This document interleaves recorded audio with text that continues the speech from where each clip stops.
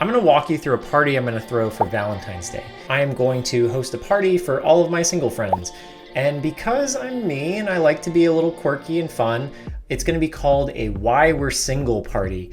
So instead of leaning into a traditional Valentine's Day or Galentine's Day theme, I'm going to try to create this fun night where we all get to lean into being our worst selves, and we can do some interesting role play with the idea that we're pulling our red flags out for everyone to see. About halfway through the movie, they suddenly pulled out a chainsaw and some fuzzy and offered me some. This will be my 12th house party since I moved to Austin, and so I have a lot of experience kind of putting these events together. So I wanted to walk you through all the different steps I go through when I plan a party. Let's dive into it.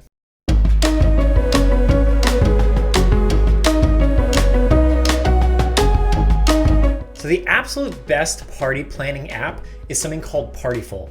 If you haven't used it before, it's basically an invite creation tool that you can use to send all your friends. But it's not just any invite creation tool, it's actually really opinionated and makes it very easy for you to throw events that have flair and personality to them. I love events to be a little bit unhinged. You don't want them to be too serious. You want to have fun with it. We all go to like regular parties all the time, and those are fine, but people love fun themes. People love being able to get a little crazy with it or have some theme dress up, because we just don't have enough themes in our life. We don't have enough opportunities to pretend and role play and do these crazy experiments and just embrace our imagination and our creativity. So that's what I like to do with some of my events. My goal always is to have like 15 to 30 people. This one I would definitely cap at like 40 for sure. I don't think my house or my budget could handle that, but the goal is usually 15 to 30. Let's be honest, there's a reason all of us are single, but for one night only, let's lean into it. This is a party for single people, but it's not a dating event, just a night to embrace our quirks and laugh at our own romantic misadventures. Maybe you've been told you overthink things, have a talent for ghosting, or your idea of commitment is an annual streaming subscription. Whatever the case, this is your chance to own it and have a laugh. Attire. Dress like you're about to meet a bunch of amazing single people. My friends are hot and problematic, but you can probably fix them. And let's make Valentine's Day an absolute train wreck, but in the best way possible. Come alone, leave alone, because if we had game, we wouldn't need this party. Your charmingly flawed but highly entertaining host, Connor. Okay, now let's talk about food. Whenever I throw a party, I love to do a full dinner, but that's just a me thing. You definitely don't have to do this, but for Valentine's Day, we're going to. Our main course is going to be pulled pork sandwiches. For sides, we're gonna have spinach and artichoke dip, buffalo chicken dip, a salad, pre-bagged chips, and for dessert, box brownies. I'm not above it, you shouldn't be either. Ghirardelli double chocolate's where it's at. Sadly, I forgot to record some video of myself actually making the food, but it all turned out really well. I started prepping it a couple days before. I go to the grocery, I pick up everything. I don't usually cook on the same day I go to the grocery because it's just too much for one day. I half make the spinach and artichoke dip and the buffalo dip the day before. I get to the second to last step and stop before I actually bake them. The brownies, I also do a day ahead. So the morning of my party, I throw the pulled pork on the smoker, I head out to the grocery store, I buy 5 bags of ice for all of my sparkling water.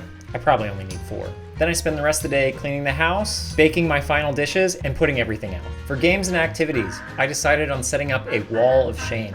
So this is the first thing people will do when they walk in. This works really well, especially when there's only a couple people at the party. So you can give them an activity so they have something to do, so there's no awkward, oh, I'm the only one here vibe. I'm gonna have people fill out index cards with either some of their red flags or some of their worst dating stories.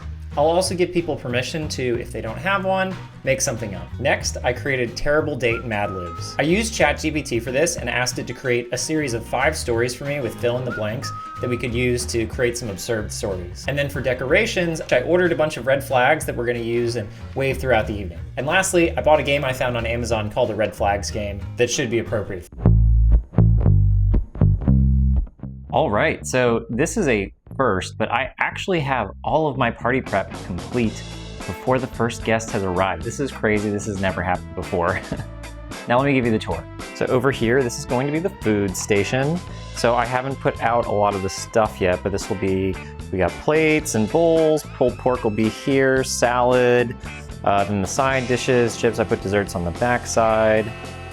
Then over here, I just took these guys out of the oven, and then in the back I have my smoker going with the pork, which is done. It's just kind of staying warm. Then this here is the entry station that has name tags for everyone, some red flags for our red flag party, and then some instructions and activities. So this first one is our Mad Libs. There's 5 different stories and scenarios here for people to play with. And then instructions and index cards for our Wall of Shame, which is going to be over here. Here is the Wall of Shame. Have not added anything to it yet, but this is where it's going to be.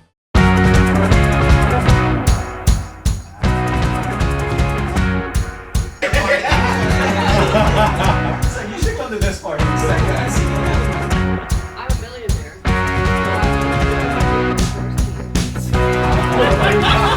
I want to paint a picture for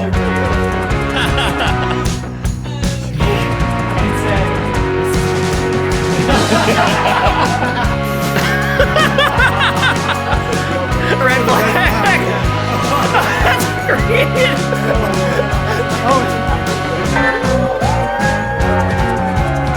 Overall, the party went really great. Did we learn why we're single? Maybe. Did we have fun? Absolutely. The Wall of Shame had some really great stories, none of which I can divulge here, unfortunately. The Mad Libs was a great activity, but honestly the best part was sitting around in a big circle and having a vulnerable moment where we talked about our actual red flags and our green flags too. We made sure to boo those. It was the perfect mix of vulnerable and chaotic and unhinged, just how I like it. It was a perfect way to spend Valentine's Day being single. Throwing a party like this is always a little bit of chaos, but that's what makes it great. The important thing is creating these lasting memories that people will be talking about for weeks. If you're thinking about hosting your own themed party, do it. Go all in. And ask me any questions you have in the comments. And if you want more party chaos, subscribe for more. All right, see you at the next one. Unless I finally get a girlfriend first.